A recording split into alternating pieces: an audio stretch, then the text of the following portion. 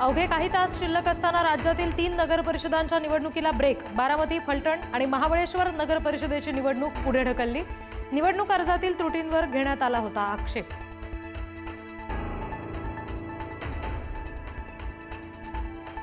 मंत्री माणिकराव कोकाटे यांचं पुन्हा वादग्रस्त वक्तव्य। भाजपा बाटलेला पक्ष, कोकाटेंची टीका।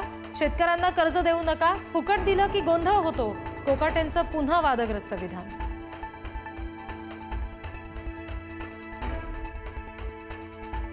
मुंबई महापालिका निवडणुकीसाठी भाजपकडून जाहीरनामा समिती जाहीर। जाहीरनामा समितीत 11 जणांचा समावेश। पराग अळवणी, योगेश सागर, संजय उपाध्याय आणि प्रसाद लाड यांचाही समावेश।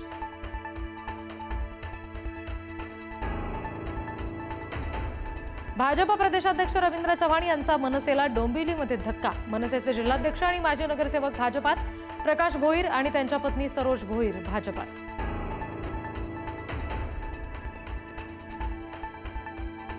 नंबर 2 ला काहीच किंमत नसते, जो भी है देवा भाऊ ही है। रवींद्र चव्हाण यांचा नाव न घेता एकनाथ शिंदे यांना टोला।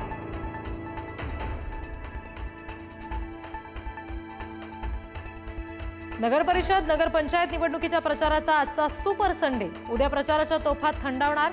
मुख्यमंत्री आणि दोन्ही उपमुख्यमंत्र्यांच्या सभांचा आज धडाका।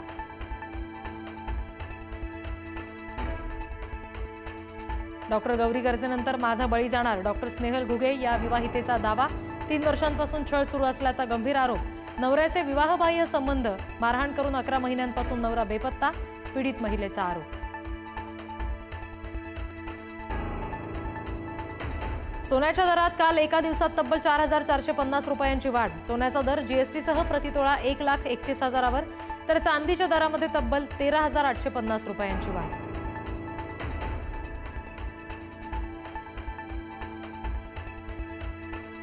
राज्यामध्ये आज उबदार वातावरण। उद्यापासून थंडीचा कडाका वाढण्याचा अंदाज। उद्यापासून वाढलेला पारा कमी होण्याची शक्यता।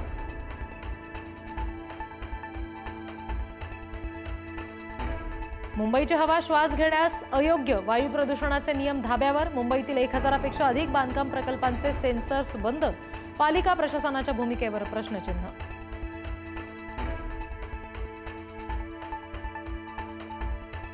मुंबईमध्ये शेकोटी पेटवण्यास आणि उघड्यावर कचरा जाळण्यास बंदी। प्रदूषण रोखण्यासाठी पालिकेचा कडक नियम मोडल्यास आता 1000चा दंड।